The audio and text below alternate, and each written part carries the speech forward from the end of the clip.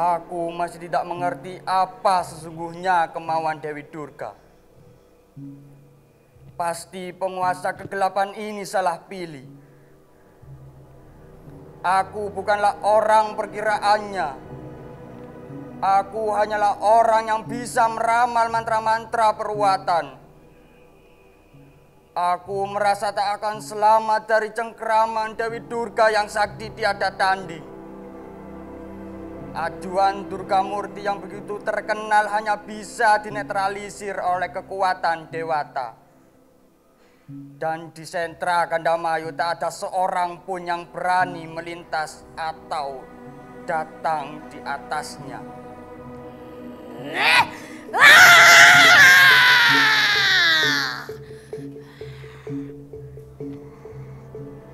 Jika malam ini aku menghabisimu, Sadewa, berarti aku kehilangan kesempatan untuk kembali wujud semula sebagai umat yang beristana di Kayangan.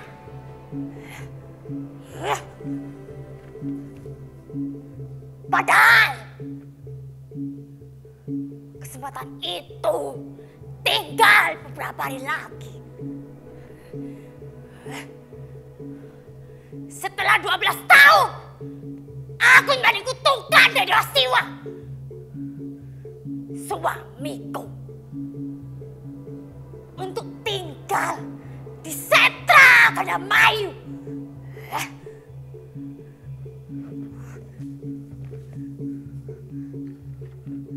Sadewa, kamu, aku beri kesempatan 2 hari ini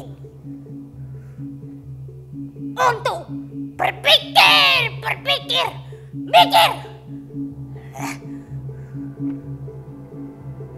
Jika tidak, maka kamu dan seluruh Pandawa pasti akan binasa.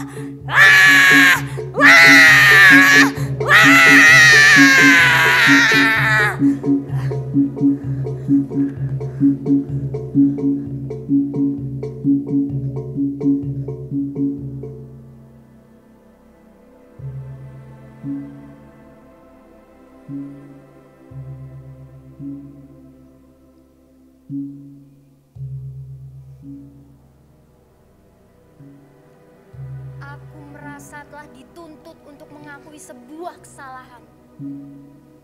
Aku merasa diadili. Beginikah cara setiap laki-laki menghargai pengorbanan seorang perempuan? Aku merasa telah dituduh berbuat hal yang tidak senonoh. Padahal aku telah bersungguh-sungguh memenuhi apa yang diinginkan oleh suamiku.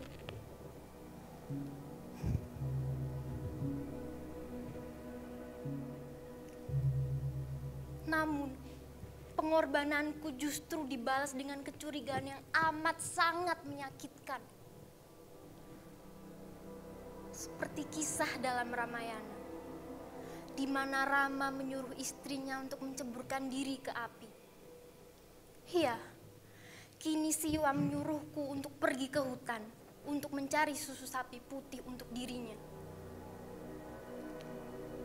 Apa yang sebenarnya sedang diuji oleh para dewa?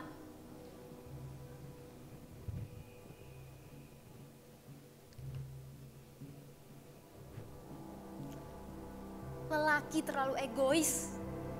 Mereka selalu menggunakan kacamatanya sendiri untuk melihat seluruh persoalan kehidupan. Bahkan seorang dewi sepertiku saja masih dianggap tidak setara dengan laki-laki. Aku tahu seorang dewa seperti Siwa mengetahui segalanya.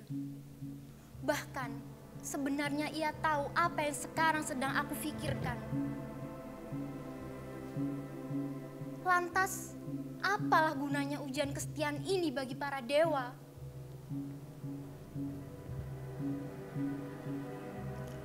Kesetiaanku ini tak perlu diuji.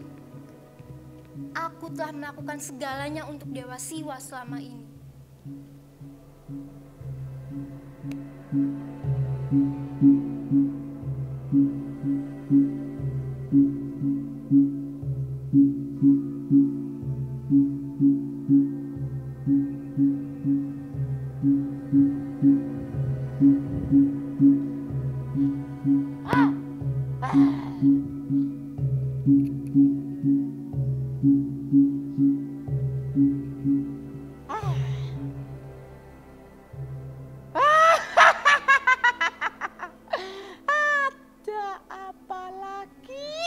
Manusia di bumi belum selesai dengan perang Batarayuda yang menyeret perseteruan saudara. Kini muncul masalah baru yang bisa saja tidak kalah serunya. Meski sebagai dewa, saya sendiri tidak begitu paham terhadap karakter manusia. Manusia di bumi sangat suka berperang untuk urusan-urusan yang semestinya bisa diselesaikan dengan cara perundingan. Bahkan peperangan yang berkobar itu hanya dipicu oleh masalah perempuan. Seringkali Pandawa dan Kurawa harus bertempur mengarahkan para tentaranya hanya untuk melindungi martabat seorang perempuan. Saya tidak bermaksud meremehkan para perempuan, tetapi lelaki yang merasa dirinya sebagai kesatria justru merendahkan harga dirinya dan berkelahi karena masalah perempuan. Ada kesombongan terselubung pada saat mereka berhadapan dengan masalah perempuan. Kesombongan itulah yang seolah-olah ingin mereka tunjukkan.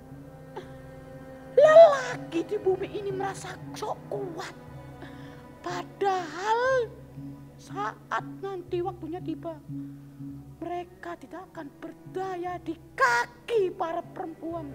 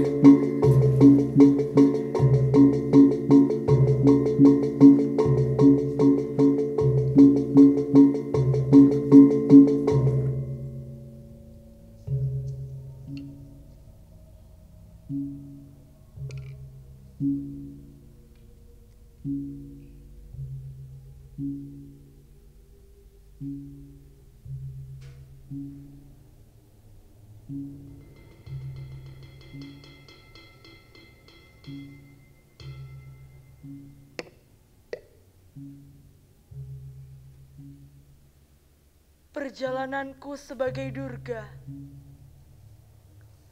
memang merupakan sebuah fragmen hidup yang menyesakkan.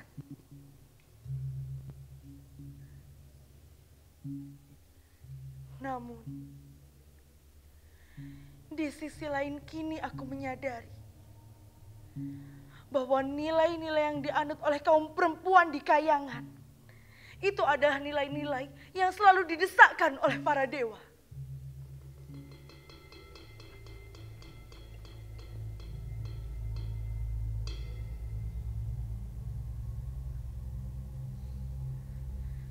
Kutukan yang telah dijatuhkan kepadaku itu juga adalah nilai-nilai yang disurungkan atas nama kesetiaan.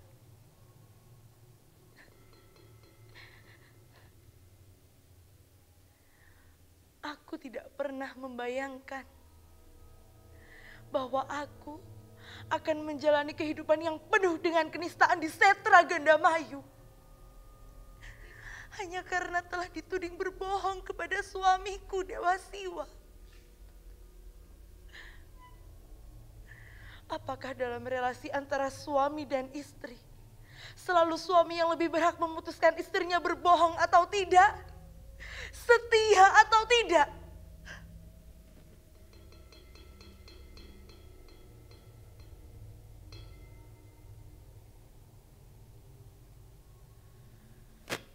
Setelah menjalani masa menjadi Durga, kini aku paham bahwa selama ini aku telah dibutakan oleh nilai-nilai luhur dari Kahyangan. Nilai-nilai luhur itu hanyalah klaim dari kaum lelaki yang tidak ingin otoritas dan privilege dirinya terancam.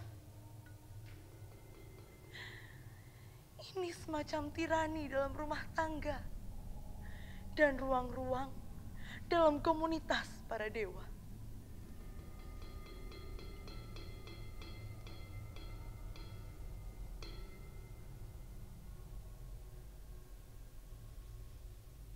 Kutukan yang telah dijatuhkan kepadaku itu adalah bukti bahwa sedalam apapun cinta dan kesetiaan yang kutunjukkan kepada laki-laki, mereka akan tetap sangsi. Dan kita tetap harus menjalani ujian demi ujian lagi.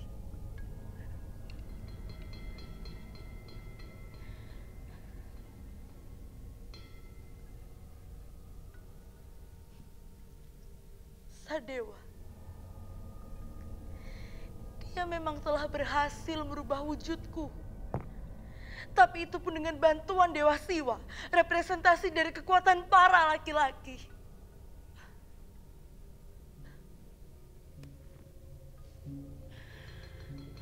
Pikiranku macet. Aku tidak punya gagasan lagi.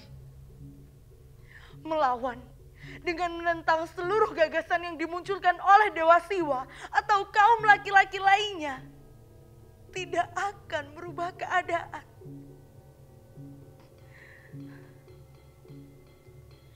Dewi Uma boleh sakti karena bisa terbang. Tapi dia tetap sosok dewi yang tidak berdaya. Seluruh kesaktian dan kecantikannya ada dalam kendali laki-laki yang mengaku dirinya sebagai dewa di Kahyangan.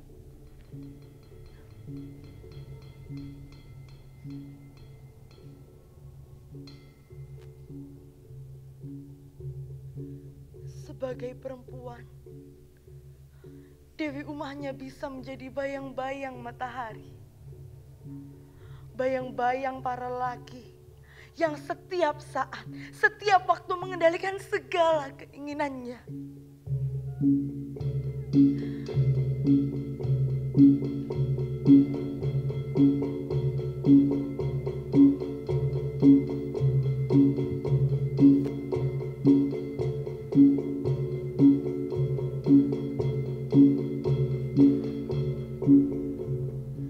Durga adalah penguasa waktu. Dia kehidupan para dewa dan seluruh umat manusia bisa kembali ke yang asal.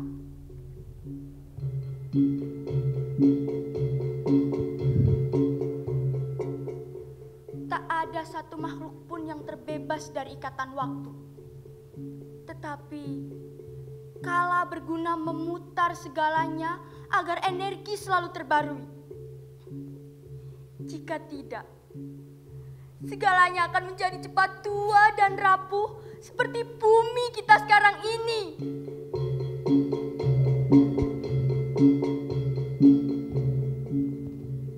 Bumi ibarat perempuan tua yang bongkok dan renta. Jika manusia dan makhluk paling jenius yang tinggal di atasnya tidak menyadari tempat mereka berpijak, niscaya mereka akan kehilangan tempat tinggal mereka karena merasa paling jenius. Untuk itulah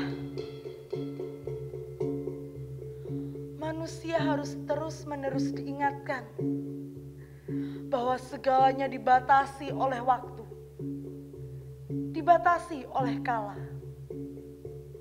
Karena itu, sebelum semuanya menjadi musnah, perlihatkanlah hal-hal yang bersifat kedewataan dan bersifat kemuliaan, agar seluruh hidup jadi lebih bermanfaat.